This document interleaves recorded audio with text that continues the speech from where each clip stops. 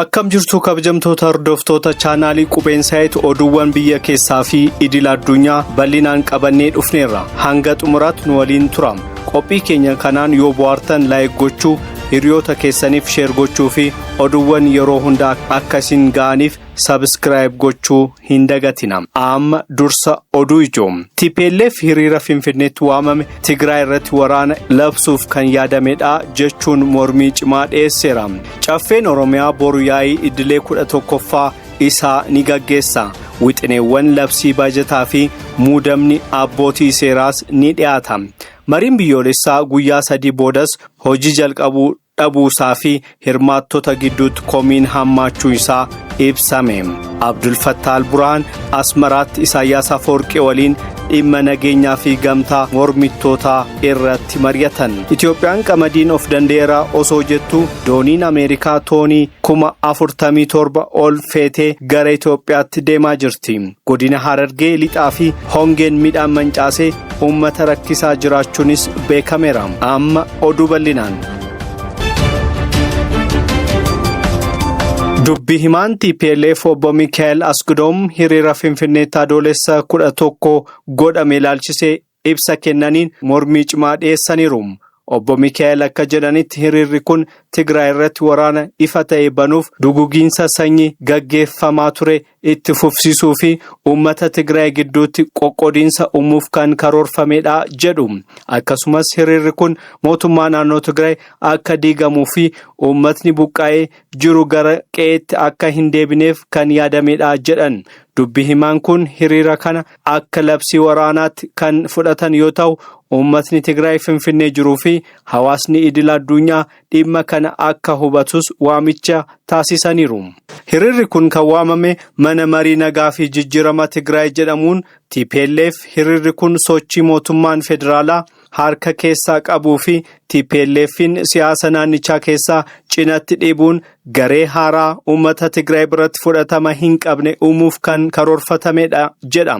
Keessumaa hiriira kana irratti gorsaan ministeera muummee obbo Geetaachoo Raddaa argamuun isaanii fi waraanni lammataa akka hin jalqabamne jedhanii dubbachuun isaanii deeggarsa mootummaa federaalaa agarsiisaa jedhu.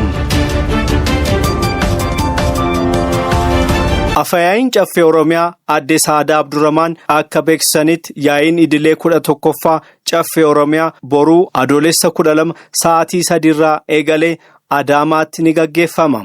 Yaa'ii kanaan gabaasni raawwii hojii bara 2018 kallattiin karooraa bara 2019 qaamolee seera baastuu raawwachiiftuu fi seera hiiktuu akkasumas oodiitara muummichaa naannoo Oromiyaa irraa dhiyaate irrattis ni mari'atama. Wixineen labsii bajataa dabalataa bara 2018 fi wixineen labsii bajataa bara 2019 yaa'ii kanaan ni raggaa'u jedhamee eegama. Pireezidaantiin naannoo Oromiyaa obbo Shimallis Abdiisaa haasawaa baniinsaas ni taasisuu jedhamee eegamaa jira. Obbo Shimallis haasawaa isaaniitiin injifannoowwan diinagdee keessumaa oomisha qamadii piroojektootaaf ijaarsa bu'uuraalee misoomaa gurguddoo irratti xiyyeeffachuu danda'u. Garuu miseensonni caffee yeroo ammaa kana dhiibbaa uummata irra jiruun waan qabaman fakkaatu. Keessumaa rakkoon nageenyaa kutaalee Oromiyaa hedduu keessatti hammaachuu isaa fi gatiin jireenyaa hawaasa baadiyyaa fi magaalaa rakkisaa jiru irratti miseensonni caffee gaaffii cimaa dhiyeessu jedhamee ni eegama. Miseensonni kun oomishni guddateera osoo jedhamu midhaan qaaliidhaan bitataa maaliif nageenyi keenya amansiisaa hin taane gaaffii jedhu dhiyeessuun dhimma ijoo ta'uu isaa hin oolu jedhamaati jira. Dhimma biraatiin yaa'ii kanarratti miseensota biratti dhiibbaa uumuu kan danda'u adeemsa marii biyyaalessaati. Akka odeeffannoowwan dhiyaatanitti yaada namoota dhimma kanaan walitti dhiyeenya qabanitti uummata Oromoo biratti sodaan adeemsi marii kana Oromiyaa diiguuf yookaan bulchiinsa ishee laaffessuuf yaadameera jedhudha. Miseensonni caffee keessumaa dhimma daangaa naannichaa fi sirna federaalizimii afaanii fi lafa irratti mootummaan naannichaa ejjennoo akkamii akka qabu gaafachuus ni danda'u. Mariin biyyaalessaa kun ajandaalee akka heera mootummaa jijjiiruu fi caasaa naannolee deebisanii ijaaruu jedhan yoo qabaate kun mirga abbaa biyyummaa Oromiyaan ni tuqaa sodaan jedhus miseensota caffee biratti ni calaqqisiisa. Pireezidaant Shimallis Abdiisaas haasawaa isaanii keessatti Oromiyaan mirga ishee ni kabachiisti ergaa jedhu dabarsuun miseensota amansiisuuf yaalii gochuu danda'u. Adeemsi kun mormii dhuunfaa miseensota qofa osoo hin taane ejjennoo siyaasa Oromiyaan marii biyyaalessaa irratti qabdu kan agarsiisus jedhamee ni eegama. Mariin biyyaalessaa Finfinneetti gaggeeffamaa jiru guyyaa 3 boodas marii ajandaa irratti xiyyeeffatee hin jalqabne. Hirmaattonni 4,000 ol ta'an garee 8tti qoodaman yoo ta'u, namni tokko ajandaa tokko irratti qofa akka mari'atu murteeffamuun hirmaattota biratti mormii uumeera. Namoonni dhiibbaa uumuu danda'an tokko adeemsa kanaan marii keessaa of qusataniiru. Akkasumas hirmaattonni Tigraay irraa dhufan tokko kutaan guuteeraa jechuun waraqaan eenyummaa dhoowwatamuun isaanii akka isaan nuffisiises gabaafamaati jira. Rakkoo guddaan hirmaattonni kaasaa jiran namni tokko ajandaa tokko qofa irratti akka mari'atu murteeffamuun isaati. Kun immoo marii biyyaalessaa marii qoqqoodame fragmented dialogue taasisaa. Hirmaattonni dhimmi biyyaa hunda keenya ilaalaa maaliif tokko nageenya qofa irratti kaan immoo bulchiinsa gaarii qofa irratti mari'ataa jechuun mormu. Kun immoo koomishinichi maricha dhimmoota cimaa ta'an uummatni walitti dhufe akka hin mari'anneef tooftaa itti fayyadamee jedhamee dinqisiifamaa jira. Kutaan Tigraay guuteera jedhamuun immoo hirmaattota naannichaa biratti shakkiin marichaa akka dabalu taasiseera. Hoogganaan mana marii Sudaan Jeneraal Abdel Fattah al-Burhaan daawwannaa obbolummaa Asmaraatti taasisan Pireezidaant Isaayyaas Afwerqii waliin mari'atan. Mariin kun kan dhufe erga ministeera muummee Itoophiyaa Abiy Ahmed Sudaan, Eertiraa fi TPLF gamtaa mootummaa Itoophiyaa mormuu uumaniiru erga jedhanii boodadha. Jeneraal al-Burhaan nageenya naannoo gaanfa Afrikaa mirkaneessuuf Eertiraa waliin hojjechuuf walii galuun isaanii beekameera.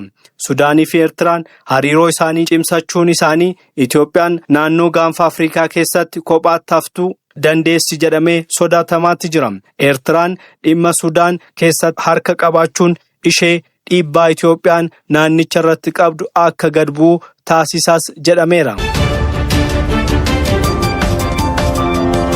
Mootummaan Itoophiyaa qamadii bituu dhaabneerraa of danda'uun gara alaatti erginee jirra jechuun yeroo hedduu beeksisus gabaasni haaraa garuu biyyattiin gargaarsa irratti hirkachuu ishee agarsiisa. Doonii Liberty Glory jedhamtu qamadii fi maashillaa toonii 47,000 ol feetee Teksaas irraa gara Itoophiyaa deemaa jirti.